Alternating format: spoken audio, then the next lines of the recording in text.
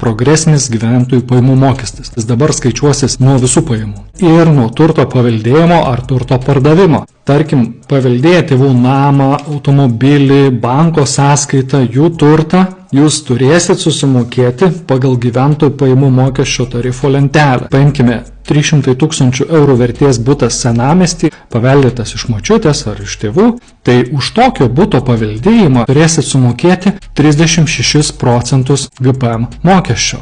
Nuo 300 000 eurų vertės buto jūs sumokėsit 108 000 eurų GPM mokesčio. Įdomu, kiek dabar nuo tokio buto paveldėjimo sumokėtumėt? 21 000 eurų. Jeigu iš tėvų jis paveldimas, nereikia mokėti mokesčių. Tačiau tie patys GPM tarifai prisitaiko ir turto pardavimo atveju, ko anksčiau nebuvo. Turto pardavimo atveju uždirbtas pelnas nuo kainos skirtumo pliusuosis prie jūsų metinių pajamų ir reikės mokėti mokesčius pagal siūlomą GPM tarifų lentelę.